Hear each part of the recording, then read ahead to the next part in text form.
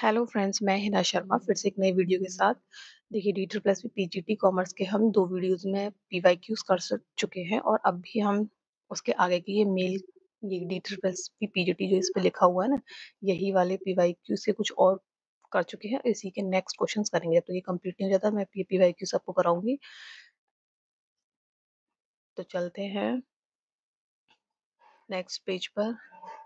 ये है मेरा थोड़ा इंट्रोडक्शन एंड फिर चलते हैं हम अपने नेक्स्ट पेज पर, जहाँ तक हम कर चुके हैं उससे आगे कंटिन्यू करते हैं।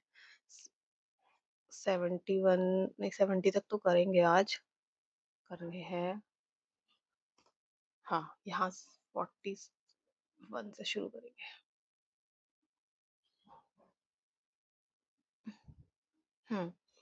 Read the assertion and reasoning and select the correct option. देखिए, पहला आपको क्या दिया हुआ है? रिजर्व बैंक ऑफ इंडिया एक एपेक्स ऑर्गेनाइजेशन है in the Indian money market. तो ये ट्रू है क्योंकि आरबीआई एक एपेक्स है। इन अप्रैल, अभी उन्होंने कहा है कि in April 1988 it set up the discount and finance house DFHI to perform function of stabilising the money market. ये भी ट्रू है कि उन्होंने, हाँ, ये इसी डेट में डिस्काउंट एंड फाइनेंसिंग का करा है। तो इसका आंसर हो जाएगा आपका फर्स्ट वाला। A and R the correct and R is the correct explanation of A. ठीक है, नेक्स्ट क्वेश्चन क्या है? Which which of these are method of making capital issue. Capital issue करने के कौन कौन से मेथड हैं? तो देखिए, पहला है offer for sale, private placement, right issue, bid and offer. तो आप देखिए, ऑफर फॉर सेल क्या होता है? ऑफर फॉर सेल होता है जो प्रमोटर्स या शेयर होल्डर्स जो है अपने शेयर को बेचते हैं मार्केट में, ऑफर फॉर सेल करते हैं। प्राइवेट प्लेसमेंट क्या है? जब हम पब्लिक में शेयर्स इशू नहीं कर सकते, पब्लिक में शेयर इशू नहीं कर सकते, अपने किसी जानकार से या किसी कंपनी से कहते हैं कि हम अपने शेयर इशू करेंगे, तो आप क्या खरीदेंगे? तो प्राइवेट प्लेसमेंट होता है जब हम पब्लिक में शेयर इशू नहीं कर सकते, तो उसे प्राइवेट प्लेस वो फिर किससे शेयर इशू करेगा? प्राइवेट प्लेसमेंट से। राइट इशू क्या है? कि अपने ही एग्जिस्टिंग शेयर होल्डर्स को शेयर्स बेचना एक्स्ट्रा। और बिड एंड ऑफर क्या है? बिड जो है एक मैक्सिमम प्राइस होता है, ऑफर क्या है? एक मिनिमम प्राइस होता है। तो इसमें शेयर कैपिटल इशू हम कौन से तरीके से कर पा रहे हैं? तो देखिए, तीनों तरीके से कर पा रहे हैं: offer for sale, private placement and right issue. ये मैक्सिमम एंड मिनिमम प्राइस है। तो इसका हो जाएगा ये डी ऑप्शन आपका करेक्ट हो जाएगा। ठीक है, आप करते हैं नेक्स्ट क्वेश्चन।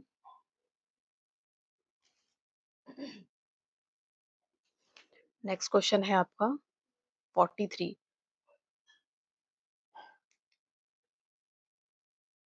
43 देखिए क्या लिखा हुआ है? Inside trading. Inside trading refers to trading in script of a company by a person having access to। Inside trading में एक पर्सन को एक्सेस है किस चीज का? कि कैसे प्राइस सेंसिटिव इंफॉर्मेशन, जो कि वो सेंसिटिव इंफॉर्मेशन है जो कि प्राइवेट गेन और रिड्यूस के लिए यूज कर रहा है। तो क्या होगी वो? अनऑथराइज्ड, अनपब्लिश्ड, मतलब पब्लिश नहीं की गई है, बाहर नहीं दी गई है, लेकिन इनसाइड ट्रेडिंग अपने फायदे के लिए अंदर का कोई अगर सेंसिटिविटी है प्राइस की, तो उसको आप बाहर बताया जा रहा है, तो उसको क्या कहेंगे? Inside trading. Next question 44। In which of the following stream was classical theory of organization developed. अब क्लासिकल थ्योरी कौन कौन सी है? जो द फॉलोइंग, इसमें किसमें क्लासिकल थ्योरी के बारे में बताया गया? तो आपको मैं बता दूं, ये तीनों ही क्लासिकल थ्योरी में आती है। अभी देखिए, हमारे पास तीन टाइप की थ्योरी होती है। एक आपकी हो गई जो ये दी हुई है क्लासिकल, एक होती है एनईओ, न्यू क्लासिकल, और एक लास्ट है मॉडर्न। ये तीन टाइप की थ्योरीज हैं। तो पहले देखिए, क्लासिकल में तो आपकी यही तीनों आ जाएंगी। न्यू क्लासिकल में क्या आएगा? न्यू क्लासिकल में है आपका, हाँ, न्यू क्लासिकल में पहला है आपका हाउथ्रोन थ्योरी, हाउथ्रोन हो गया।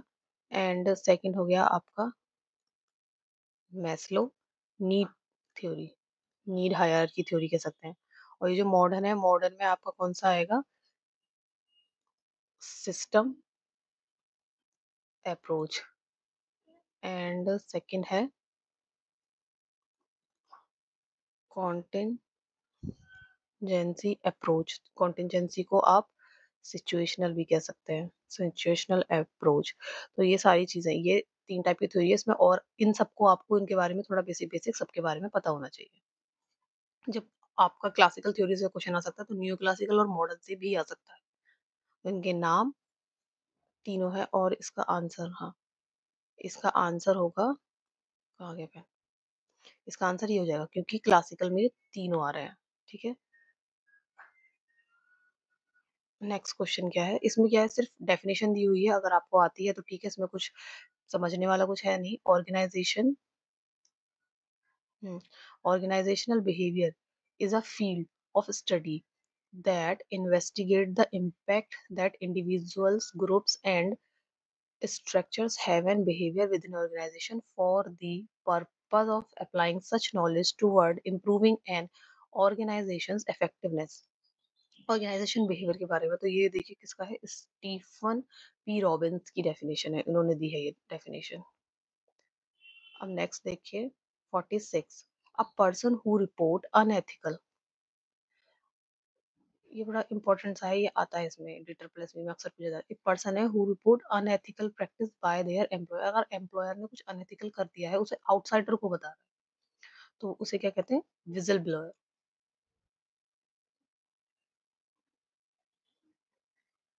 अगला क्वेश्चन है what is the source of information formation of attitude.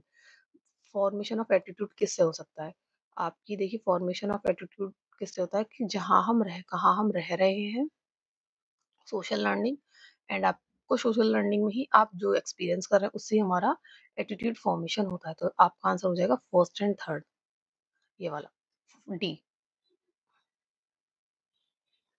Next question 48,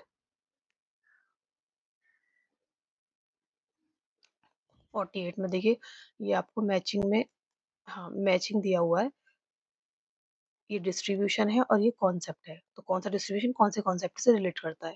तो देखिए पहले सबसे पहले हम इम्प्रूव, देखिए लास्ट में क्या होगा, सोसाइटियल वेलबींग, तो सोसाइटियल वेलबींग वाला क्या हो जाएगा, ई से सेकंड हो जाएगा, सोसाइटियल वेलबींग से इजी पता चलता है। ठीक, एंड आपका प्रोडक्ट इम्प्रूवमेंट कब होगा, प्रोडक्ट इम्प्रूवमेंट जब होगा जब आप प्रोडक्ट कॉन्सेप्ट पे काम कर रहे हैं। ठीक है, सब प्रोडक्ट पहले सबसे पहला जो इनिशियल था तो प्रोडक्शन कॉन्सेप्ट, बस प्रोडक्शन बनाते जाओ और सामान तो बिक ही जाना है। ठीक है, एंड अब आ गया, ये देखिए कहाँ, हाँ, प्रोड्यूस व्हाट कंज्यूमर नीड। अब सबसे लास्ट वाली स्टेज है ये कि अब तो भैया वो बनेगा जो कंज्यूमर चाहता है। तो ये कब होता है, जब हम मार्केटिंग करते हैं तभी तो पता चलेगा कंज्यूमर क्या चाहता है। तो ये इसका हो गया फिफ्थ। तो ये वाले 3 आंसर हमें मिल रहे हैं, या फिफ्थ, फर्स्ट एंड सेकंड, तो यही हमारा क्या हो जाएगा, आंसर हो जाएगा। ए का क्या है, फोर्थ। एक इफेक्टिव डिस्ट्रीब्यूशन कब करेंगे, जब हम प्रोडक्शन कॉन्सेप्ट पे करेंगे, बस प्रोडक्शन करते जाइए, डिस्ट्रीब्यूशन तो हो ही जाना है, सब बिक जाएगा। एंड बी आपका बचा ये है, बी हो जाएगा आपका थर्ड, सेलिंग कॉन्सेप्ट, क्योंकि इसमें सेलिंग एंड प्रपोर्शन एफर्ट कर रहे हैं क्योंकि जिससे कि हम सेल कर सके, बस कैसे भी बस सेल करना है। ठीक है, ये कॉन्सेप्ट्स आपको पढ़ने हैं, मार्केटिंग के कॉन्सेप्ट, मार्केटिंग में ये पढ़ते हैं शायद। What is known as the process of dividing the total market for a product और सर्विस। पहले से ही हाई से पता चल जाता है, यही कीवर्ड है कि डिवाइडिंग द टोटल मार्केट। अगर हम टोटल मार्केट को डिवाइड करते हैं स्मॉल ग्रुप्स में, एंड कुछ फैक्टर्स के बेसिस पे, मेंबर्स फैक्टर्स के बेसिस पे, तो वो क्या है हमारा, वो है हमारा मार्केट सेगमेंटेशन। ठीक है, मार्केट सेगमेंटेशन, ये सब पूरा मार्केटिंग का पार्ट है। नेक्स्ट क्या है, स्पेशलिटी गुड्स। अब देखिए क्वेश्चन में क्या लिखा हुआ है, स्पेशलिटी गुड, तो स्पेशलिटी गुड है तो कुछ तो गुड्स में स्पेशल होगा। तो अब यहाँ देखिए इसमें कहाँ स्पेशलिटी की बात है, पहला क्या है, consumer goods are purchase only after the buyer spend time and effort comparing price. तो ये हमारे शॉपिंग गुड्स हो सकते हैं, स्पेशलिटी गुड्स नहीं जो कंपेयर कर रहे हैं। A class of a class of goods that people buy frequently, ये तो डेली यूज वाले गुड हो गए, इसमें भी कोई स्पेशलिटी वाले। Consumer goods with perceived unique characteristic, जिसमें यूनिक कैरेक्टरिस्टिक होगी, तो यही हमारा क्या हो जाएगा, करेक्ट आंसर हो जाएगा। फोर्थ भी देख लेते हैं क्या लिखा हुआ है, वाई इंडिविजुअल और household for their personal use. तो ऐसे में कंजप्शन गुड्स हो गए। तो ये जिसमें स्पेशलिटी है तो यूनिक कैरेक्टरिस्टिक है तभी तो वो स्पेशल है। ठीक है। नेक्स्ट आपका 51, choose the statement which is incorrect. कौन सी स्टेटमेंट आपकी इनकरेक्ट है? पहला क्या है? हम्म, पहला है pricing is govern by not only the internal factor of a company but also external factor. मतलब हमारा जो प्राइस है वो इंटरनल और एक्सटर्नल दोनों फैक्टर से इफेक्ट करता है। हाँ करता है। अगला क्या है? Sales maximization will automatically lead to profit maximization. नहीं, ऐसा नहीं है। सेल्स मैक्सिमाइजेशन एक कंपनी के लिए जरूरी है। प्रॉफिट मैक्सिमाइजेशन पुराना कॉन्सेप्ट हो गया है। सेल मैक्सिमाइजेशन होना चाहिए। सेल मैक्सिमाइजेशन से क्या है? आपका मार्केट में शेयर भी बढ़ेगा, शेयर भी बढ़ता रहेगा और प्रॉफिट हाँ हो सकता है मैक्सिमम, लेकिन अभी कभी कभी हो सकता है। जरूरी नहीं है कि हर बार सेल मैक्सिमाइजेशन हो रहा है तो प्रॉफिट मैक्सिमाइजेशन भी होगा। तो यही आपका आंसर गलत है। कंपनीज, तो इसका करेक्ट आंसर आपका वैसे तो बी हो जाएगा। आगे पढ़ लेते हैं। Companies which want to create a prestige image for their product normally price high. मतलब हाँ, जिन जो प्रोडक्ट आपका प्रेस्टीजियस होते हैं उनके प्राइस आपको हाई मिलेंगे। Price stabilization policy seek to prevent price war. Price stabilization मतलब किसी किसी प्रोडक्ट के प्राइस स्टेबलाइज करते जाते हैं कि इतने से ऊपर कोई बेच नहीं बेचेगा, 100 से ऊपर कोई नहीं बेचेगा। तो वो इसलिए क्यों करा जाता है? स्टेबल कर दिया है प्राइस को कि 90 से 100 के बीच में बेचेंगे, क्योंकि जैसे कि आपस में मार्केट में सेलर्स के बीच प्राइस वॉर ना हो।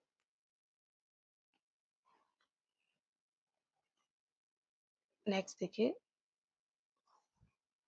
52।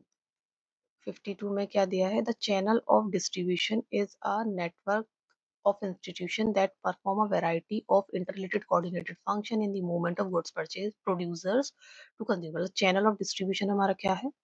चैनल ऑफ डिस्ट्रीब्यूशन क्या है? कि मूवमेंट ऑफ गुड्स हो रही है प्रोड्यूसर टू कंज्यूमर। तो ये हमारा ट्रू हो गया। आगे क्या है और क्यों इसकी जरूरत पड़ती है? देखिए इसमें दिया हुआ है most producer do not sell directly, क्योंकि कुछ लोग डायरेक्टली नहीं बेचते। दे यूज ऑफ इंटरमीडिएटरी जिन्हें मिडिल मैन कहते हैं। और मिडिल मैन कभी कभी क्या होता है, उसका गुड्स पे अपना टाइटल लगा कर भी बेचते हैं। तो ये आपका हो जाएगा। ये दोनों ही आपके स्टेटमेंट ट्रू हैं। तो आपका ये फर्स्ट वाला आंसर हो जाएगा। A and R both correct and R is the correct explanation. 53rd। 53rd में देखिए क्या लिखा है? A consumer walk into a general merchant shop while buying Dove shop. उसे खरीदना था लेकिन उसने देखा कि स्टील स्पून जो है फ्री मिल रही है संतूर के साथ, तो उसने संतूर शॉप खरीद लिया। तो ये और क्या है? सिचुएशन बताना है। और ये क्या है? इसमें ऑप्शंस हमें दिए हैं कि ये क्या है? एक एडवर्टीजमेंट है, पब्लिसिटी है। एडवर्टीजमेंट या पब्लिसिटी कुछ नहीं है, या एडवर्टीजमेंट या पब्लिसिटी दोनों है। तो इसका आंसर जो टीचर प्लस बी ने माना वो सी है कि वो एडवर्टीजमेंट या पब्लिसिटी दोनों में से कोई भी नहीं है। क्योंकि एडवर्टीजमेंट पब्लिसिटी जो है वो उसे शो करता, बाहर लगाता, कोई बैनर लगते हैं या कुछ होता, एडवर्टीजमेंट करता, वैसा नहीं है। वो तो सिर्फ स्पून एक्स्ट्रा प्रोडक्ट की वजह से उसने संतूर सोप को खरीदा है कि उसके साथ कोई ऑफर है। तो वो एडवर्टीजमेंट या पब्लिसिटी में नहीं आता है। Define strategy. देखिए पहले, अब इसी में ऊपर क्वेश्चन देखेंगे, एक पॉलिसी का भी आया था कि पॉलिसी क्या है, एक जनरल स्टेटमेंट। पॉलिसी का भी आया था, अब स्ट्रेटेजी का भी आया था। मैं इसका आंसर बता देती हूँ आपको डायरेक्ट। ये है आपका D a unified statement. Unified है, कॉम्प्रिहेंसिव है, इंटीग्रेटेड प्लान है that are related to the calculate relates the advant calculated advantage of the form to the challenges of the environment. ये इसका आंसर है। यूनिफाइड है, कॉम्प्रिहेंसिव है and integrated plan है। इन pastel framework, इन pastel framework में L stands for, L क्या है? L for है लीगल। एल फॉर है लीगल। ये आपका ये हो जाएगा। तो देखिए P for political, economical, social, technical and L से आपका होता है लीगल। ठीक है। ये आप एनवायरनमेंट में पढ़ेंगे, बिजनेस एनवायरनमेंट का टॉपिक है ये। 56 a strategy which is, a strategy ऐसी स्ट्रेटेजी है which is directed at producing goods and services consider unique, unique कुछ दे रहे हैं in its industry and directed at consumer who are relatively price insensitive. और वो प्राइस इनसेंसिटिव भी है, प्राइस से कोई फर्क नहीं पड़ता, बस चीज नई या अच्छी नई कैरेक्टरिस्टिक के साथ या अच्छी क्वालिटी की होनी चाहिए। तो इसमें हम कुछ डिफरेंट कर रहे हैं, इंडस्ट्री क्या कर रही है? डिफरेंट कर रही है। तो वो क्या कर रही है? डिफरेंशिएशन। तो इसका आंसर हो जाएगा डिफरेंशिएशन। नेक्स्ट क्वेश्चन पे चलते हैं। Which of the following is not one of the four central question that study of economics is suppose to. देखिए एनसीईआरटी में ये जो क्वेश्चन हैं ये तीन है। उसमें क्या है, what to produce, how to produce, for whom to produce, ये तो है पर ये व्हेन वाला नहीं है। तो अभी के इस हिसाब से तो हम सिर्फ इसी को कंसिडर करेंगे। किसका आंसर होगा बी, और इसे यही डी ट्रिपल एस बी ने भी माना है। 58 is defined as the change in total cost. देखिए क्या हो रहा है, चेंज इन टोटल कॉस्ट हो रहा है as a resulting change level of output में चेंज हो रहा है, तो उसकी टोटल कॉस्ट में चेंज हो रहा है। इसे क्या कहते हैं, इसे कहते हैं आप incremental cost. Next question, if good growing condition. अब देखिए गुड अच्छी ग्रोइंग की कंडीशंस हैं और इससे क्या हो रहा है, हमारी सप्लाई इंक्रीज हो रही है कोकोनट की। अब हॉट वेदर भी है, हॉट वेदर में फिर से क्या हो रहा है, डिमांड भी इंक्रीज हो रही है। देखिए सप्लाई भी इंक्रीज है और डिमांड भी इंक्रीज है। तो इस कंडीशन में इन्होंने बोला है, पूछा है कि क्वांटिटी ऑफ कोकोनट बाउट, जो क्वांटिटी कोकोनट की खरीदी जाएगी वो कैसी होगी, क्या होगा, इंक्रीज होगी, राइज। तो उसमें क्या है, इंक्रीज तो होगी, इंक्रीज होगी क्योंकि हॉट वेदर है, लेकिन जो उसका प्राइस है, ये सप्लाई भी बढ़ रही है और डिमांड भी बढ़ रही है, तो जो प्राइस उसका कुछ नहीं कह सकते। प्राइस राइज फॉल और नॉट चेंज, कोई भी कंडीशन हो सकती है। विच of the following statement about price elasticity of demand is correct. अब प्राइस इलास्टिसिटी क्या है, कि आपके कितना डिमांड में चेंज आ रहा है प्राइस के चेंज होने से। Change in price, change in demand, इसका रेशो होता है। ठीक है, तो पहले में क्या लिखा हुआ है, price elasticity of demand is a measure of how much the quantity demanded for a good respond to a change in price. Price में चेंज होने से डिमांड में क्या रेस्पॉन्ड हुआ, ये सही है। Price elasticity of demand is computed as a percentage change in quantity divided by percentage change in price. तो यही जो हमने किया है, ये वाला, इसमें ही क्या है, परसेंटेज आप लगा दो, percentage change in demand and percentage change in price, ये इसका फॉर्मूला है, ये भी हो सकता है। अभी देखिए थर्ड पॉइंट में क्या दिया हुआ है, price elasticity of demand in the long run would be different from that of the short run. ठीक है, इसमें क्या है, लॉन्ग रन में प्राइस इलास्टिसिटी अलग हो सकती है और शॉर्ट रन में अलग हो सकती है, ये भी आपका है ट्रू, लेकिन इसका मैं रीजन आपको समझा देती हूँ। कि देखिए शॉर्ट रन में तो क्या होता है ना, कंज्यूमर के पास इतना टाइम नहीं है कि वो वैरायटी देखे, अल्टरनेटिव चूज करे, तो डिमांड क्या हो जाती है, इनइलास्टिक हो जाती है। लेकिन लॉन्ग रन में क्या है, कि इतने कंज्यूमर ना अल्टरनेटिव चेक कर लेता है मार्केट में, तो वो इलास्टिक हो जाती है फिर डिमांड। तो मतलब शॉर्ट रन और लॉन्ग रन में प्राइस इलास्टिसिटी सेम नहीं होती, डिफरेंट होती है। 61 which of the following is not an individual component of systematic risk। देखिए सिस्टमैटिक रिस्क के बारे में मैं बता दूं, सिस्टमैटिक रिस्क जो होता है ना, वो आपके एंटायर मार्केट को अफेक्ट करेगा, और ये अनकंट्रोलेबल है। इसको, इसके जो तीन कंपोनेंट होते हैं ना, इसके power purchasing risk, market risk और आपका इंटरेस्ट रेट रिस्क। ये पावर परचेजिंग पावर रिस्क है ना, इसी को आप इन्फ्लेशन भी कहते हैं। ठीक है, पर इन्होंने पता नहीं कैसे ये आंसर लगाया है, तो इसका आंसर इन्होंने थर्ड दिया है, क्योंकि ये तीन नाम से हम इस रिस्क को जानते हैं, तो इन्फ्लेशन इन्होंने स्किप किया है इसमें। अब देखिए Noida toll bridge is an example of, Noida toll bridge जो है वो किसका एग्जाम्पल है। जैसे कि आपको पता होगा मेट्रो भी है। मेट्रो क्या है, मेट्रो कैसे है, कि हमने जापान से किसी को बुलाया और उन्होंने टर्न की प्रोजेक्ट है वो, एक टर्न की प्रोजेक्ट है। उसमें क्या हुआ है, कि जापान से कोई आया और इंडिया में उन्होंने उसको मेट्रो को बनाया और उसकी ओनरशिप हमारी गवर्नमेंट को, या कह सकते हैं पीएम को, जो भी है, दे दी। तो ऐसे प्रोजेक्ट बनते हैं। तो ये जो नोएडा टोल वाला ब्रिज है, किसी ने बनाया, क्या हुआ, वो कौन सा प्रोजेक्ट है, तो वो आपका है बूट। मतलब बिल्ड भी किया है उसको, ओन अपने नाम रखा, ऑपरेट भी किया और फिर बाद में ट्रांसफर किया। ठीक है, इन सब के एग्जांपल्स, जो ये चारों पॉइंट्स लिखे हैं ना, इन सब के एग्जांपल आपको पता होने चाहिए। विच of the following ratio come under activity ratio. देखिए आपके ना फोर टाइप के रेशियो होते हैं। एक पहला होता है आपका लिक्विडिटी रेशियो, दूसरा होता है एक्टिविटी रेशियो, तीसरा होता है सॉल्वेंसी कह सकते हैं, सॉल्वेंसी या फिर लिवरेज कह सकते हैं, एंड फोर्थ आपका होता है प्रॉफिटेबिलिटी रेशियो। प्रॉफिटेबिलिटी रेशियो, ये वाले 4 आपके रेशियो होते हैं। उन चारों के रेशियोज में ना बहुत सारे, किसी में 2, किसी में 4, किसी में 6 फॉर्मूले होते हैं। तो ये सारे इन सब में फॉर्मूले आपको, लिक्विडिटी में आपका क्या आता है, करंट एंड, ये देखिए, करंट एंड क्विक रेशियो आता है। इन्वेंट्री टर्नओवर, टर्नओवर वाले जो है ना सब एक्टिविटी में आते हैं, जो कि हमसे पूछा गया। तो हमारा करेक्ट आंसर क्या होगा, ये सी ही होगा, सी ही होने वाला है। एंड जो प्रोप्राइटरी रेशियो, ये कौन सा है आपका, सॉल्वेंसी रेशियो या फिर लिवरेज में कहेंगे, थर्ड वाला, थर्ड पॉइंट। लेकिन आंसर इसका थर्ड करेक्ट है, क्योंकि एक्टिविटी रेशियो पूछा है। नेक्स्ट क्या है, this is the basic concept of accounting. Basic concept पूछे अकाउंटिंग है। According to this concept two fold effect आता है ट्रांजेक्शन, बिजनेस ट्रांजेक्शन पर। टू फोल्ड मतलब दो साइड इफेक्ट आता है। तो उस कॉन्सेप्ट को हम क्या कहेंगे। तो देखिए, ये मुझे सिर्फ टू फोल्ड इफेक्ट से ही पता चल गया, मुझे पूरा क्वेश्चन पढ़ने की भी जरूरत नहीं पड़ी कि ये ट्विल एस्पेक्ट कॉन्सेप्ट की बात कर रहा है। ठीक है, नेक्स्ट क्वेश्चन पे आते हैं। In practice a compound journal entry is not recorded when. देखिए, कंपाउंड जर्नल एंट्री हम रिकॉर्ड नहीं करते, लेकिन कब करते हैं, जब हमारा डेबिट का part and two credit, two credit का पार्ट में ना दो दो ट्रांजेक्शन होंगे, इसमें दो हो या फिर इसमें दो हो, या फिर दोनों में ही दो दो हो, या फिर मतलब मोर देन टू या मोर देन टू हो, मतलब एक एक सिंगल ना हो। सिंगल से ज्यादा डेबिट साइड है या क्रेडिट साइड है, एक से ज्यादा है, तो उसमें हम उसको हम कंपाउंड एंट्री कहते हैं। तो देखिए, फर्स्ट पॉइंट में क्या लिखा हुआ है, वन अकाउंट इज डेबिट है एंड टू और मोर अकाउंट इज क्रेडिट, तो ये तो कंपाउंड हो जाएगा। अब आगे क्या लिखा, टू और more account are to be debit, debit में टू और मोर है और क्रेडिट में वन और मोर है, तो ये भी हमारा कंपाउंड हो जाएगा। अब थर्ड सी में क्या लिखा हुआ है, टू और more account are to be debit and two और more account are to be credit, दोनों में ही टू और मोर, तो ये भी हो जाएगा।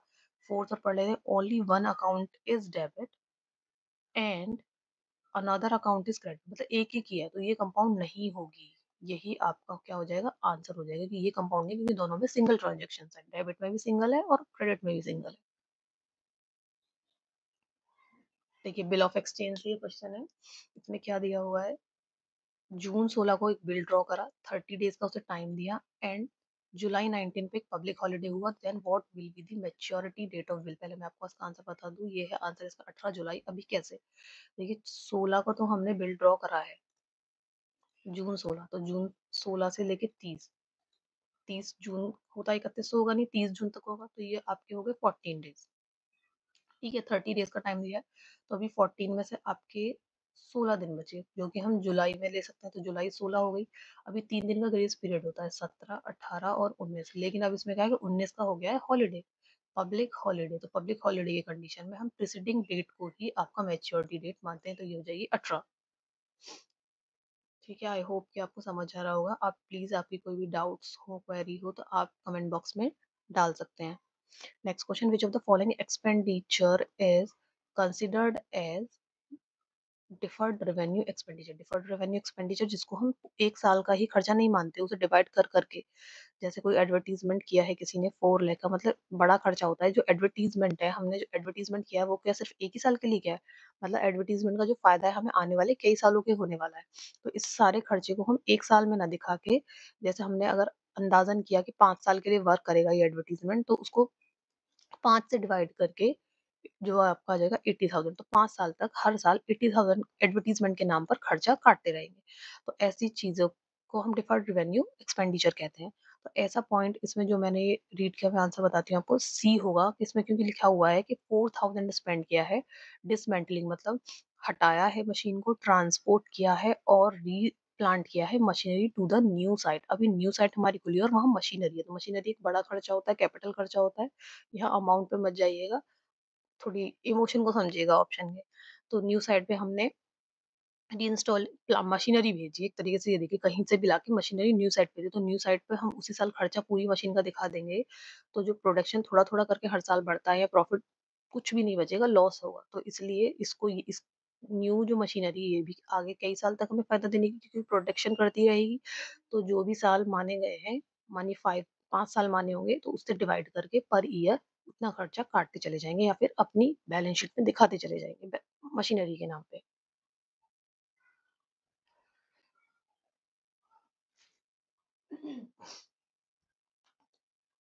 देखिए, which of the following statement is false in relation to consignment. Consignment में क्या होता है, एक प्रिंसिपल होता है, उसके नीचे एक एजेंट होता है।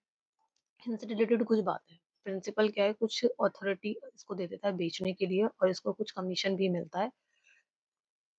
ठीक है, इसमें पॉइंट्स को पढ़ लेते हैं। The relationship between consignor and consignee is principal and agent का रिलेशन होता है। हाँ, ये मैंने अभी बताया, रिलेशन होता है। The legal ownership of the title of the goods not transfer, इसने इसे गुड्स, प्रिंसिपल ने इसे गुड्स दिए हैं एजेंट को बेचने के लिए, लेकिन ओनरशिप ट्रांसफर नहीं की है, तो नॉट ट्रांसफर लिखा है, तो ये भी ट्रू हो गया।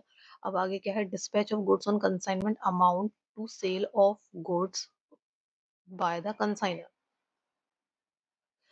इसको अभी देखिए, आगे पढ़ते हैं। The consignor does not become the debtor, debtor नहीं बनता है, क्योंकि वो एजेंट ही रहेगा, डेटर नहीं हो जाएगा। उसके पैसे उस पर नहीं आ जाएंगे कि अगर कंसाइनी को गुड्स दे दिए गए तो कंसाइनर अब उससे पैसे मांगेगा। जब बिकेगा तो एजेंट पैसे दे देगा। ठीक है, डेटर नहीं आएगा, वो एजेंट है। अभी क्या है, dispatch of goods on consignment amount to sale of goods to the consignor, consignor नहीं है, कंसाइनी है। ठीक है, यहाँ पर कंसाइनी होना चाहिए था। ये इसका आंसर आपका हो जाएगा ये थर्ड वाला।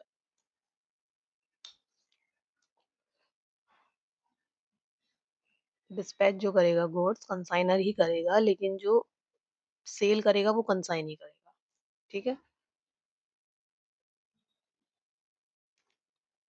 ये देखिए, नेक्स्ट क्वेश्चन है आपका, memorandum of joint venture account is prepare to find out, किस लिए बनता है? तो ये आपका बनता है प्रॉफिट और लॉस देखने के लिए, तो इसका आंसर हो जाएगा ओनली बी।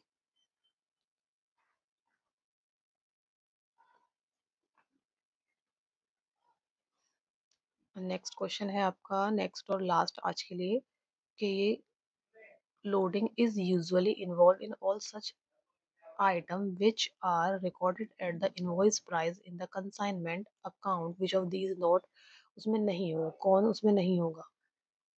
तो देखिए, अगर हम लोडिंग सामान की बात करें तो उसमें ओपनिंग स्टॉक होगा, गुड्स अगर कुछ रिटर्न करे हैं कंसाइनी ने या लिए हैं वो होगा, गुड्स कितने सेंड हुए हैं वो होगा, लेकिन कंसाइनर ने कितना एक्सपेंस इंकर्ड करा है वो इसका पार्ट नहीं है, और डीलर प्रेस भी ने भी इसी को करेक्ट आंसर माना है। ठीक है, तो ऐसे ही पीवाईक्यूज के लिए आप मेरे चैनल को ज्वाइन कर सकते हैं। टेलीग्राम चैनल को कॉमर्स स्ट्रीम एक्स के नाम से ही मेरे चैनल को सब्सक्राइब भी कर सकते हैं, जो यूट्यूब वाला है। एंड थैंक यू, ऐसी वीडियोस आपको आगे भी इस चैनल पर मिलती रहेंगी।